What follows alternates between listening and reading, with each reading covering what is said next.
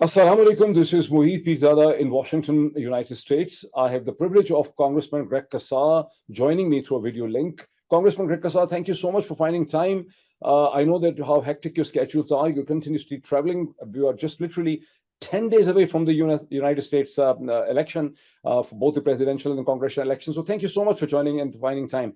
Congressman Greg Casar, we have seen that you have taken the lead in a very interesting, important initiative that has seen more than 60 congressmen signing a letter to President Biden, drawing the attention toward Pakistan's political situation and asking for the release of all political prisoners, including the former Prime Minister Imran Khan. And you have also raised some very interesting, pertinent questions to the Biden administration, to the president's team.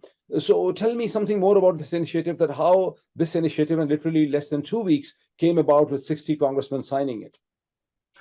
Well, first, I want to send my solidarity to Pakistani Americans watching, to their family members in Pakistan watching, because so many of us here in the United States are supportive of human rights and in democracy, not just in our own country, but around the world. And for us, we believe deeply that the United States is safer and more secure when we can be a leader for democracy and a leader for people being able to choose their own governments.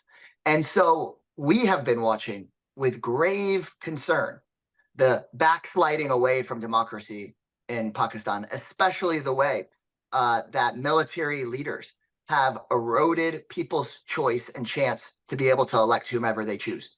And political prisoners, people being taken prisoner for politics, is unacceptable anywhere in the world, especially amongst our closest allies.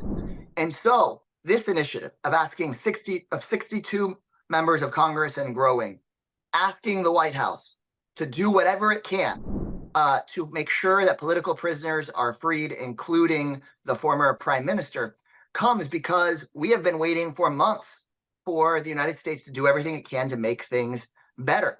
And several months ago, we had the State Department in our committee telling us that they hoped things would improve, but we've only seen things deteriorate in Pakistan. And so we now have over 60 members of Congress signed onto a letter that I authored alongside the leadership of Congresswoman Lee and Congressman McGovern to push the White House and say we need to use all of the tools that are at our disposal that could influence and push elites in Pakistan to allow there to be democracy without punishing the everyday people of Pakistan. So, Congressman Greg Casar, I will remind you and all my viewers that I had the privilege of interviewing you before in a similar situation. And whenever I get to you, you're always traveling, in a hotel room, traveling across. So this was on 3rd March 2024, when you had led the initiative of 31 congressmen signing a letter for Secretary Blinken. And towards the end of the discussion, you said that you will reach back Washington and you hope to hear back from the Secretary Blinken's team on the letter. Did you ever get back any response from them on the issues, on the questions which were raised then? Yeah, what we have continuously heard from the State Department is that they believe that Pakistan's judiciary system would sort this all out. But what we've seen is that authoritarian forces keep on trying to harm the independence of that very judiciary system. We see even more and more repression. And so in response, the United States should hold every country to a standard of democracy, especially our closest allies, especially when we're military partners, especially when there has oftentimes been security assistance from the United States to the Pakistani military. We can't just say, well, that is something for Pakistanis to sort out when Pakistanis are trying to reclaim their democracy and are facing repression. And so while we're hearing pushback against our letter from Pakistani authorities, we're now continuing to hear some silence on our own side. And that's troubling to me because the whole world is watching whether or not the United States is going to stand up in this case and say, hey, our own ally, Pakistan, needs to meet this high standard, or just frankly, this common decency standard of freeing political prisoners, allowing there to be journalism, free internet access, free and fair elections, and independent judiciary, the hallmarks of democracy. So, Congressman, I also remember the day on around 20th of March 2024 when I was in that congressional room in Washington, D.C., where you, where Secretary Donald Lu, was basically asked the questions in a hearing by the House, and you raised some very pertinent questions. But towards the end of that hearing, Donald Lu actually promised he basically admitted that there were serious election irregularities, and he said that they would expect the situation will be taken care of through the election tribunals. And then that fact has been mentioned in the recent letter which you have authored. That fact has been mentioned. But what have you heard from the White House so far, or from the team after this letter? Have you got any kind of response from there? The White House, as you said, and the Secretary of State's office have stated that there were election irregularities. And these election irregularities are serious, but they haven't actually been addressed. And right now is a key moment for us to be able to salvage democracy in Pakistan. And so we're pushing. We realize that we're not going to get that kind of change unless we push for it, unless we ask for it. And we know that President Biden cares so deeply about democracy, not just in this country, but around the world. That's what he's dedicated so much of his career to. And so this is an important way for us to bring attention to this issue so it isn't forgotten, so that that military alliance doesn't just get to kind of move on without oversight. It's about, civilian oversight is a core part of who we are as a country. And so it was these members of Congress that are bringing this once again into focus for Secretary Blinken and President Biden. And it's also been Pakistani Americans. We received about 15,000 emails and calls from Pakistani Americans themselves to members of Congress. And that's why I think we had over 60 members of Congress speaking out. There's important issues happening around the world that President Biden's attention needs to be on. But Pakistan's one of the biggest countries in the world, and we're trying to refocus our attention on what's happening there. Well, Congressman, when you say that President Biden deeply cares about democracy, all his political career testifies to that. What do you think is the stumbling block in the Beltway politics? That despite the fact that we have seen House Resolution 901, in which there was a bipartisan consensus of 368 to 7, yet the administration doesn't move. When you look at the question answer session and the Department of the State, day after day, important pertinent questions are raised by the American journalists, and there are totally there's a silence. There is totally misleading. The questions are distracted. What do you think is the stumbling block in Washington, D.C.? This is an issue not just about any one given administration, but about U.S. foreign policy and the history of U.S. foreign policy that needs to change. My family is from Latin America, and that's really where I know so much more of our history, but I'm seeing that the mistakes the United States has made in Latin America for decades, it now is threatened to make those same mistakes going forward, especially in areas like Pakistan. What the United States used to believe in Latin America was that the U.S. would watch democratically elected governments get toppled. In that history, sometimes the United States helped democratically elected governments get toppled in places like Guatemala and Chile, actually supported those coups.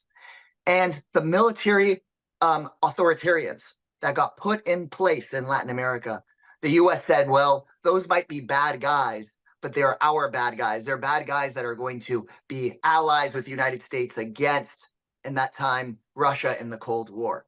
But what it turns out is that those bad guys weren't just bad to our enemies. They were bad to their own people. They were bad to our own continent. They were bad to everyone, and ended up hurting the United States' own interest.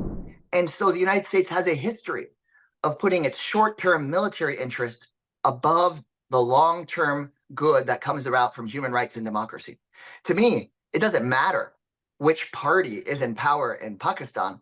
I just want the people of Pakistan to be able to choose who's in power, whether it's Imran Khan or a different prime minister, whether it's one party or another party.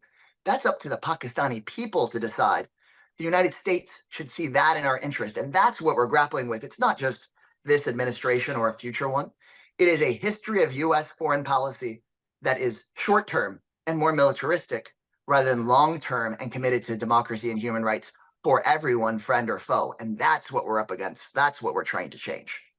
No, Congressman, it's very interesting that when you refer to the situation in Latin America, over the past 30 months, when I'm in Washington, myself living in an exile from Pakistan, I had the opportunity of interacting with the Department of State and other kind of officials in Washington on coffee, tea, off the record discussions. And they say one thing, they said that, look, within Pakistan, we find a lot of chaos. And the only instrument in the tool or the institution through which we can deal is Pakistani military. So we have tried explaining to them that you are looking at Pakistan from a historical lens that is no more applicable. You need a software update to realize that in a country which is as large as 250 million, which is second largest Muslim country in terms of population in the world, the same old files and understandings which you have in Pakistan do not apply anymore. The future of the military is not what the past of the military has been. Do you see any such realization within the congressional committees, the intelligence committee, the armed forces committee, the appropriation committee, that we are relying upon the wrong horse in Pakistan for the best preservation of United States strategic interest vis-a-vis India, vis-a-vis China in the region, is to deal with the popular leadership and to bring the popular leadership on the board and to make them align with the United States geostrategic interest? Do you see any kind of discussion happening place behind the scenes in the Congress? And this will be the last thing that I share with you before I go.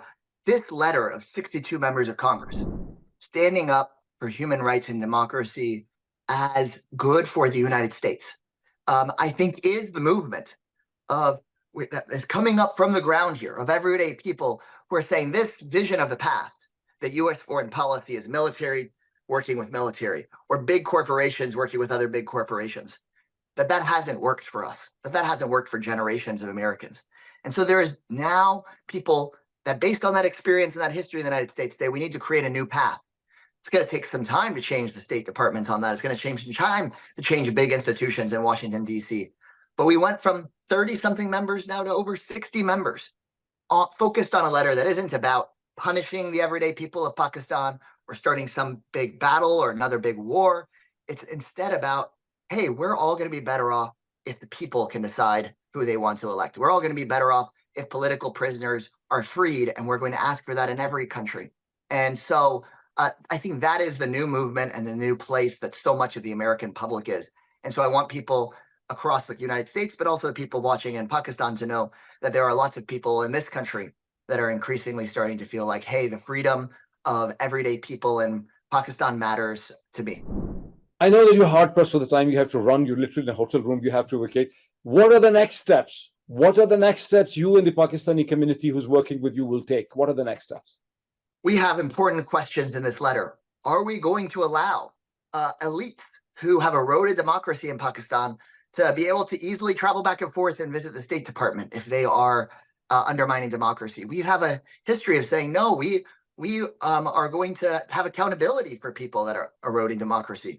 There are the people that might be, stealing Pakistan's not just democracy, but its own resources at the top. Are we going to allow them to continue to store their wealth in U.S. bank accounts or U.S. real estate? So we ask about asset freezes and visa bans. We ask about potential modes of accountability for those people that are responsible for political imprisonment and for authoritarianism. The letter does not say, hey, how do we punish the people of Pakistan? We want to stand in solidarity with everyday people and not hurt the people in the country. But we're starting to talk about, ask the State Department about what accountability would look like if these political prisoners aren't freed, and if the judicial system hasn't just fixed everything the way that the State Department said that it might. So thank you all so much, and we'll keep you posted. Thank you. Thank you, Congressman. Wish you all the best. Thank you so much. Thank you. Thank you.